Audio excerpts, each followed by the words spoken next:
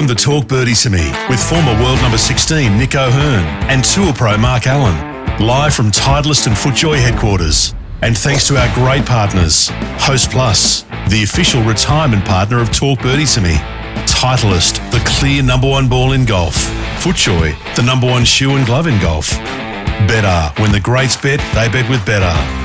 Ping will help you play your best. And the Golf Clearance Outlet, who beat everyone's prices.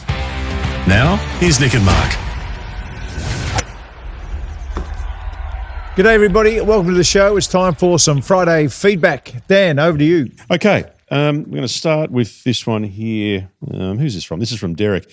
I just watched the latest episode and your call for related stories about Jack. My dad was on a business trip. If I recall correctly, it was in Denver. And at breakfast that morning at the hotel was Jack a few tables over. Wow. I was 19, a massive fan of his. Dad was a loyal member of Arnie's Army. And he said he was going to get his autograph for me, but then he thought to himself, nah, Jack's all washed up. And then 3 weeks later, the 86 Masters happened. No way. My dad told that story over and over from April 1986 until he passed away in 2004. Oh, my gosh. Always. It sounds like that journo who said Jack was washed up, doesn't he? Yeah, he was a bit washed up before that 86 Masters. He was struggling. He was really struggling. Yeah. But he found his game. I remember he found his game like the week or two beforehand, to where he felt like he knew where the ball was going again. Started getting the tingles again. Yeah. Yeah, but I wonder if Jack was having an Arnold Palmer iced tea in that breakfast lobby. Guaranteed. Who knows? Yeah, guaranteed. This one comes from Anthony. G'day, Mark, Nick and Dan. I'm looking at getting some tickets to the Australian Open, you absolutely should, and taking my 12-year-old son, Connor. What do you think would be the best day to go for him to see the pros up close? I'm thinking maybe one of the practice days when they might be a little bit more relaxed. Thanks, Anthony. P.S. Connor loves listening to the podcast with me in the car and he wants me to send his swing through. So I'll get you some videos soon. Yeah, I want to see your swing, Connor. So please send it through. Do it. If you're making a big trip, it's a very good idea to go on the Wednesday and then the Thursday. So you do see them Tuesday, Pro-Am still in the Australian Opens, or is it Wednesday? I think it's Wednesday these days. Okay, so Wednesday might be it's either a Pro-Am or a practice day. Fabulous to get out there and watch how the pros get themselves up for an event, how they look at a new golf course. But then you always want to see them play, I feel. So You need the competitive rounds. yeah, if you're going to come down, the Wednesday Thursday combination It's perfect. is a perfect way of doing it because you also get everybody in the field as well. No one's missed the cut on Thursday, so if you've got a favourite player that you want to go check him out, he's guaranteed to be there. Yeah, my Connor would love it, I reckon. Okay, here's one from Adrian. Nick and Marco, I've been an avid listener of your podcast since day one. Love the content. Keep up the great work. It's one of the best pods going around. I'm a passionate player and I've played extensively around the Mornington and the Bellarine Peninsula areas in Victoria. Recently, I played the open course at Moonah Links and even though it was difficult, I thoroughly enjoyed it. And I have a question for you. Can you guys envisage an Australian Open being hosted there once again in the near future? And why has it not hosted one since 2005? Thanks, guys. Adrian. Did you play in them? I did. I played in one, and I was runner-up there one year. Yeah, were you? To Lonard. Add that to the list. Is that Lonard? Yes. Where it was the 4 perfect days down there? I think so. Yeah, because Peter Thompson built that course to where he wanted even par to win. I've told this story before. Or was it Allenby? Did Allenby win one down there? Yeah, I can't remember. Yeah, I have to have a look. I can't remember. But look, Lonard definitely did because they got and it was the first one, because they got the 4 most perfect days in the history of the Mornington Peninsula without the wind. And I think 20-something under won the tournament. Poor old Peter Thompson, he was kicking a Coke can down the road on Sunday because the winning score was so ridiculously low. And then on Monday, it came around and the wind kicked up. That's exactly right. On Monday, the next day, it was one of those horrible, disgusting Melbourne days where it was 42 degrees and the weather was a nightmare. I don't think it was that one that I played well in. There was another one. So the next one I commentated at, I was done with golf and I was doing the commentary, and there was just nobody there. So even though it was a bespoke build for the Australian Open, they thought they might have the Australian Open there all the time. That was the idea. All the time, every second year or every year, but unfortunately. They just got it wrong. Tom was wrong. You know, the British Open, they go to tiny little towns, but because you've got the best players in the world, it's packed. But for an Australian Open, we don't have the best players in the world. People just don't travel the Rye to watch it. And unfortunately, it just didn't feel like an Australian Open when it was played down in Rye. Yep. No, I'm just looking it up. Where are we? Moonah, what did you say? 20 under one? Peter Lonard won with 9 under. No. You were close. I was close. Well, he was still kicking. That was Coke 2003, and then 2005 was the one, Robert Allenby, 4 under, and it did blow that week. Yeah, blew that week. But and actually, myself, John Senden, and Paul Sheehan were second. Paul came second. Sheo and Sendo. And Sendo, funnily enough. So, that's amazing. But, yeah, the problem with it down there is it's just too far from Melbourne. Yeah. It needs to be. Look, if you're going to have something, it needs to be within half an hour of somewhere. It's an hour down there. It's a tough market. That's right. And people, when they travel from around the world, they don't want to do any of the caravan park down at Rye. That's the feel. They want to be in a big town, not only check out and play well in the Australian Open, but check out the culture and do things in a major town like Melbourne or Sydney or Brisbane or Adelaide or Perth. But the golf course is very good. We play the Vic PGA down there the last few years. Mark Leishman just won the last one down there. So it tests out the best players. I think the Legends course is better than the... Do you? Yeah, I do. Okay. That's my preference. I prefer the Open. Yep. I think the other problem too is if you're going to go multiple days, the hour drive might be okay if it's one day. But if you want to go like 2 or 3 days, that's back and forth. There's a lot. And because there's not a lot of a comm down there either. No. I mean, beautiful part of the world, but not a lot of comm. Okay.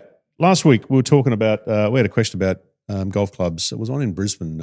A Wolfpacker wrote in about how they wanted to charge him for his buggy or his scooter. That's right. We had a couple of comments on that. This one comes from Adam.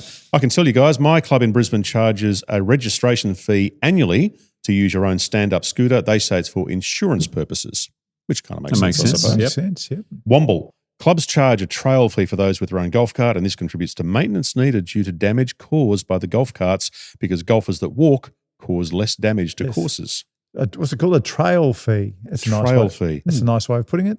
Well, Keith has said the same thing pretty much. I know of one club that charges members with private carts a user fee, and the funds for that or from that go towards the cost of maintaining cart paths. Yeah. Yeah, look, the carts do some damage. Look, I know at my golf course, even some of the places where carts drive, we don't have many carts driving around Kingston Heath, but we do have some. And those areas wear out quite a bit, and Kingston Heath has to re-turf them quite often. As often as they possibly can to get them up and going. But some of the courses that don't have the money and rely on green fees, a trail fee probably sounds about right. Yeah, and I'd rather see that than golf cart, bitumen or cart paths, if you know what I mean. I agree. It's a tough one. I mean, I get that they need them on golf courses, but there's nothing worse than seeing your ball travelling down the edge of the fairway going, don't hit the path, don't hit the path. Bang, gone. Bang, yeah. Gone, yeah. How much would it cost? Like if there's an area where golf carts, they have to go maybe on the outside of a bunker. Like, for instance, I always think of the 7th hole at Kingston Heath, par 5. When you get up to the green, they go down the left-hand side of the bunkers. Yep. And there's not much really room there. Nothing. How much would it cost to do that area once or twice a year? I mean, if you've got a cooch farm, it wouldn't be too much, would it? You just a bit of man hours, take an afternoon to fix her up. All right, a few more comments and questions. We'll go to the turn, and we've got a Wolfpacker who wants some thoughts from you on Justin Rose and Lydia Ko's pre-shot routines. Okay, I like how you're the pre-shot master, Nicholas. So we'll look forward to that on the other side.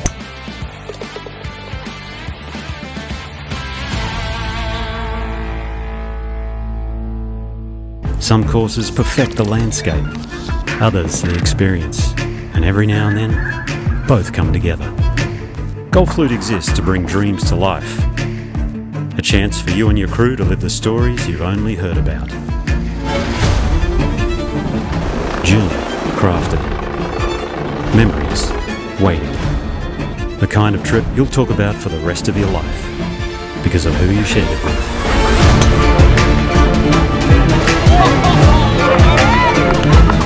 Some dreams sit just out of reach until someone hands you the key. Yours is waiting. Join the club.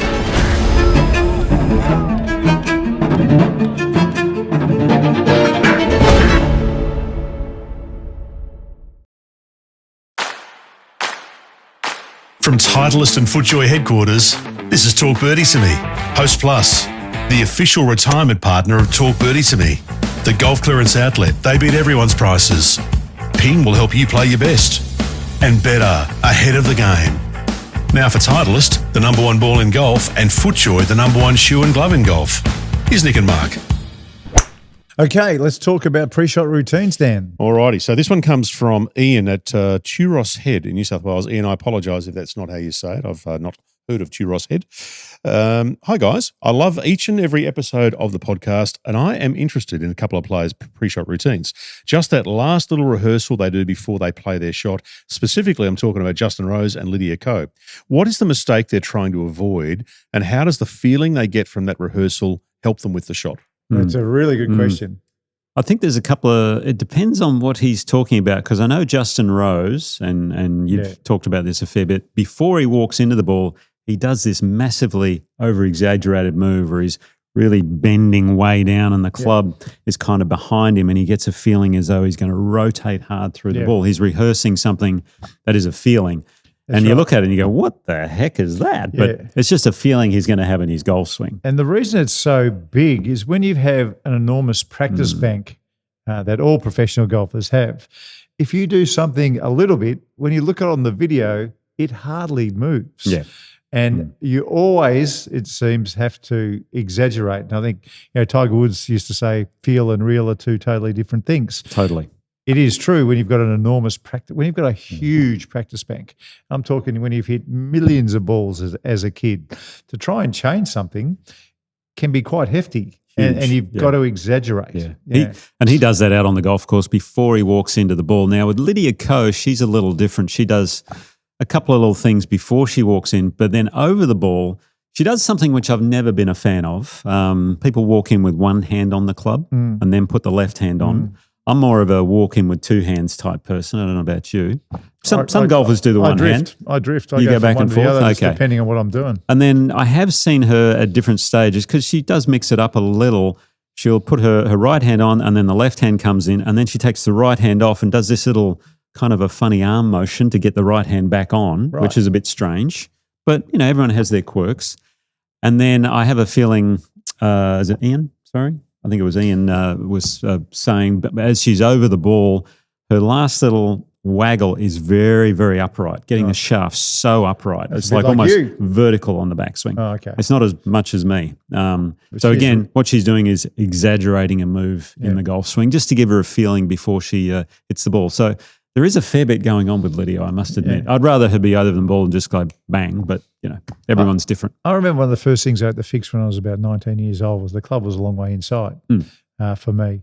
And what I had to do to make it just normal on the way back was extreme. And, after a while you get the hang of it and you don't need to maybe do it and the club goes back in a reasonable spot. But when you're starting, my club was probably 30 degrees inside. Horrible when the place shaft to be. was parallel with the ground. Unless you're Raymond Floyd, it's a bad place to be. That's right. So in the end, I was trying to be, 45 degrees outside in the same position, and I was still inside when the old camcorder was having a look at me back when I was a youngster. Yeah, there's a great person for you to watch would be Lynn Grant on the women's tour. She has the club head so far outside the hands, halfway back in her normal swing. That's right. So and then she just drops it inside and shallows it. Slot. Yep. There was a guy back in the day when I was playing called Ryan Moore. I don't know if you ever remember him, an American golfer. He had one of the most exaggerated takeaways where the club head was so far outside the line of his hands. He's one of the first guys to play in sneakers too, which was very unusual. That's right. He had he was a very quirky sort of guy. US Amateur champion? I think so, yeah. It was almost as though he's wearing a pair of Converse out there playing golf, but a nice guy. So anyway, it's all to do with feels. And in those cases, those two players I just mentioned, well, it does work into their golf swing, but for most people, it just looks nothing like what they're rehearsing. I remember the first person I saw doing something crazy was a US Open champion, beat Greg Norman at Shinnecock Hills, Corey Pavin. Yes. And Corey Pavin used to have this big over the top. A bit like Alex Noren now. That's right. He had it like this huge, he would do a swing where he would swing it inside and then over the top. Yep. And I remember everyone looking at it going, what the hell's going on? And then he'd do his normal swing and it was straight up and down. And then, he's going to win the US Open. Yeah. That was just exaggeration. He was dropping it too far inside and he had to feel like he was coming over the top of it for it to be in the slot. The player, I think, who had the most different amount of quirks, and he changed them as he went along, was Peter Fowler, Chucky. He had one where he actually preset the wrists. Yes. In a tournament, he was presetting the wrists and then he would swing from there. Yeah. And it was just one of those, did I just see that? Yeah. He just preset the wrists. I And he'd play. You'd think it's a range drill. It's not a golf course swing. But anyway, it was so funny to watch. I remember Chucky. I played with him in the Royal Adelaide Australian Open. So which was that, 1999 or 2000? 98. Yeah. 98. So I played with him there and he was playing and he's followed through with his both feet still on the ground. Yes, and that's the other one he used to do as well. Yeah. I was looking at him going, you're going to hurt yourself, Pete. And he flushed it. Hit the ball past me, the big bugger. It was crazy. Side note, I know two people whose surname is Fowler and both of them, their nickname, Chook. Chook. Yeah, of course. If your surname's Fowler and your nickname is not Chook, your mates aren't trying. Yeah. Just that's not right. trying. That's right. Last week we were talking about the It handicap. worked well for Chook because he was a little bit slow from time to time. So he's like an old Chook. There's a couple of reasons to call him Chook. Okay. He was methodical, I'll say that. Methodical. Deliberate. Good word. Last week we were talking about handicaps and we had a Wolfpacker who suggested the system was ridiculous, I think they might have said. Yeah, that's right. A couple of comments here. John Sadler has said, 10-pin bowling also has a handicap system just like golf. They have grades which are used for state and national competitions. When I was playing both, I was a scratch 10-pin bowler and a 3-handicap golfer. Mate, there's some talent there. It's not bad. There's some talent. That could be a world record. Sean can take it up a step. Amazingly, there is also handicapping in snooker and squash in the UK. Yeah, well, snooker makes sense. Yeah, it does. I'm a 53. What? Well, if you're playing against, Eddie Charlton, right? I'd want 53 points. Oh, a head start is Head what you're start. saying, right? Yeah, I'm a 53. Maybe if I was playing Eddie, I'd want an 80. Give me 80 start. You'd have no chance. No.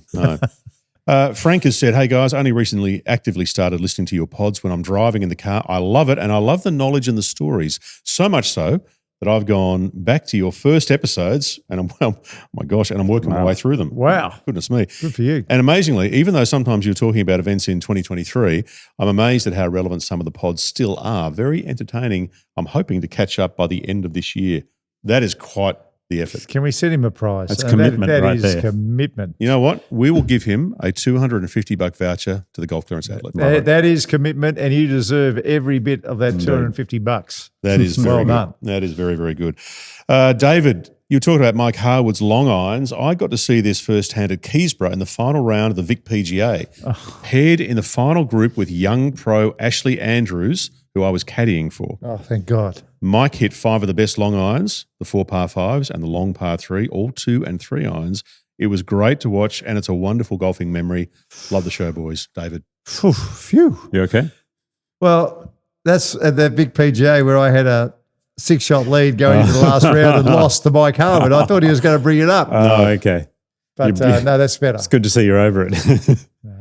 I didn't like seeing him. Bad memories. Wow. If you haven't heard our Mike Harwood chat, go back in the feed It was a and good find one. it. It's fantastic. Do you want to have one more controversial one to end Yeah, on? go on. Yeah, Yeah, let's go. fire All away. right, this is controversial, and I'll be keen to hear what you think of this. This comes from Dave. Dave's talking about the majors. I think he's talking about the men's majors here. Yep. Regarding the majors, have no more than one in the US, just like tennis. It is ridiculous. There are 3 in the US. Yes, it is. Oh, was that it? Okay. Yeah, Sorry. Yeah, well, if you blew up men's golf, I think this week we spoke about blowing up women's golf. If you blew up men's golf and started again, you would have, I think you'd still have 2 in America. 2. I was just thinking, okay, what are they? No, you need a US Open. The Masters You've is got to have the iconic. Masters. So You've there's 2. got to have a US Open. So 2's right. A PGA that travels the world PGA and an Open. and an Open. Exactly. Done. Easy. And the Players' Championship. Bang. Maybe not. So not one. And a Players' Championship. Come on. No, I don't thought think I one. stuck it in there. And That you is didn't get it. controversial. Yeah, 3's a lot. Because which one would you get rid of, the Masters or the US Open? No, If you can't get rid you of can't those get two. rid of either of them. So. But the PGA, every once in a while played in the middle. Like, how would you do it? Every 4th year. If I blew up golf, I'd have it every 4th year in America. Yeah. And those other 3 years somewhere else in the world. Go to Europe, go to South Africa, go to Australia, Asia, wherever. And the good news is, if they came down here in May, which is where the PGA is positioned now, I think you'd find our sandbound courses would still be very good. The course in New South Wales, Perth, Adelaide, they'd all be sensational. True. I think the sandbelt courses, they just start to get a little bit dormant in the middle of May. So you might, maybe they can juice them up. They can put the elephant juice all over the place and have them juiced up so they looked okay if they did happen to have the PGA. Well, it wasn't as controversial as I thought it might be. Yeah. It's okay. No, he knows what he's talking about. Okay. That's the Friday Feedback Pod, boys. Enjoy the weekend. Thank you for that. Thank you, Dan. Have a great weekend, folks. You playing some golf? Yeah, I am. Good. Yeah, I am. Hit them well. Monthly medal. Okay. Monthly medal. Course record. All right, we'll check in next week. Okay. Talk Birdie to Me with Nick O'Hearn and Mark Allen. Live from Titleist and FootJoy headquarters. Titleist, the #1 ball in golf. FootJoy, the #1 shoe and glove in golf. The Golf Clearance Outlet, they beat everyone's prices. Better, ahead of the game. Ping will help you play your best.